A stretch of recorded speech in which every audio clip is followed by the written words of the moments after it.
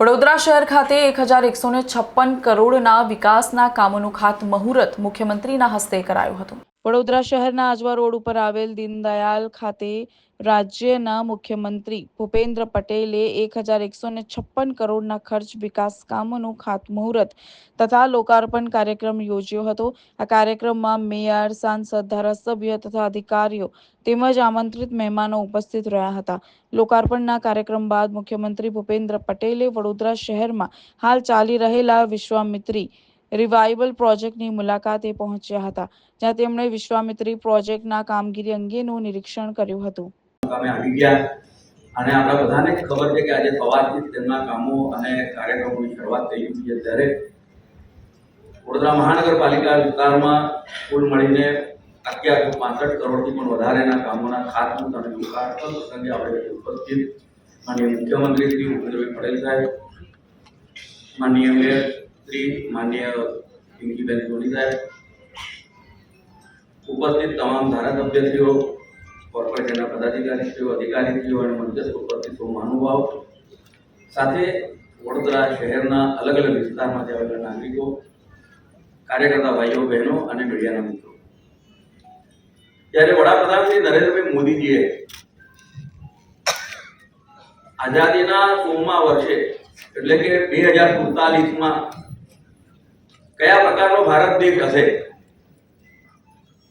એનું જે આલેખન કર્યું, મને લાગે છે કે તે આલેખનમાં તેમના યોજનાઓમાં સૌથી વધારે અગ્રેસર જો કોઈ એક રાજ્ય હશે તે ગુજરાત રાજ્ય છે। કારણ માનનીય મુખ્યમંત્રી શ્રી ભૂપેન્દ્રભાઈ પટેલ સાહેબના આગેવાનીમાં એમની માર્ગદર્શન હેઠળ આ જ પ્રકારનું આપણું પ્લાનિંગ 2047નું વિઝન ગુજરાત એ પણ મૂકેલું છે અને તે અનુસંધાનમાં જ્યારે કામો થઈ રહ્યા છે ત્યારે આ વખતનું જે બજેટ હતું, આખા ગુજરાતનું જે બજેટ હતું એ 3,70,250 કરોડનું હતું। તેની સાથે સાથે આ વર્ષને જ્યારે માનનીય મુખ્યમંત્રીશ્રીએ શહેરી વિકાસ વર્ષ તરીકે ઉજવવાની જાહેરાત કરી છે અને તેના માટે થઈને 30,325 કરોડ જેટલી માતબર રકમની જ્યારે ફાળવણી કરી છે, ત્યારે વડોદરાવાસીઓ તરફથી પણ માનનીય મુખ્યમંત્રીશ્રીનો ખૂબ ખૂબ આભાર માનું। તેની સાથે સાથે શહેરી માળખાગત સુવિધાઓ માટે અગત્યની સ્વર્ણિમ જયંતિ મુખ્યમંત્રી શહેરી વિકાસ યોજના તે માટેની જોગવાઈમાં 12,847 કરોડ જોગવાઈ કરવામાં આવી છે અને હાલમાં આપણાને બધાને ધ્યાનમાં છે કે તમામ ધારાસભ્યશ્રીઓની ગ્રાન્ટમાં 1 કરોડની વધારાનો ગ્રાન્ટ આપવામાં નક્કી કર્યું છે। તેમાંથી કેચ ધ રેન એટલે કે વરસાદી પાણી રોકવા માટે ઓછામાં ઓછા 50% અને તેનાથી ઉપરની પણ ગ્રાન્ટ તેમાં ફાળવી શકાય તે માટે હું માનનીય મુખ્યમંત્રીએ આયોજન કર્યું છે। એ બે પાયા ઉપર આપણે વિકસિત ગુજરાત બનાવવા માટે આગળ વધી રહ્યા છીએ। આજે અહીંયા આગળ 45 મેગાવોટના સોલર પ્લાન્ટનું ઇન્સ્ટોલેશન થયું છે અને એના કારણે 50,000 મેટ્રિક ટનનો જે કાર્બન ડાયોક્સાઇડ ઉત્સર્જન છે એ ઘટવાનું આપણને અનુમાન છે। આપણી પાસે 2065મો આપણે ગૌરવ દિવસ ઉજવ્યો છે।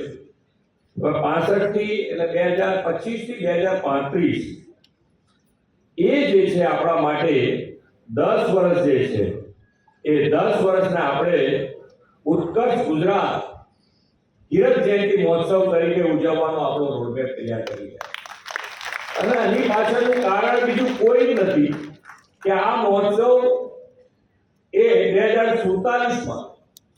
દેશની આઝાદીની શતાબ્દી ઉજવીએ ત્યાં સુધી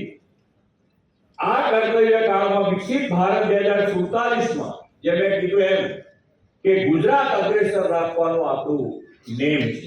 અને એના કારણે આપણે આ વસ્તુ કરવા જઈ રહ્યા છે। અને આજે જે માનનીય વડાપ્રધાનશ્રીએ 9 સંકલ્પો એવા આપ્યા છે કે જે આપણે રોજબરોજના જીવનમાં આપણે આઝાદીમાં ઘણી વખત એમ થાય કે આપણે આઝાદીમાં તો ભાગ લઈ નથી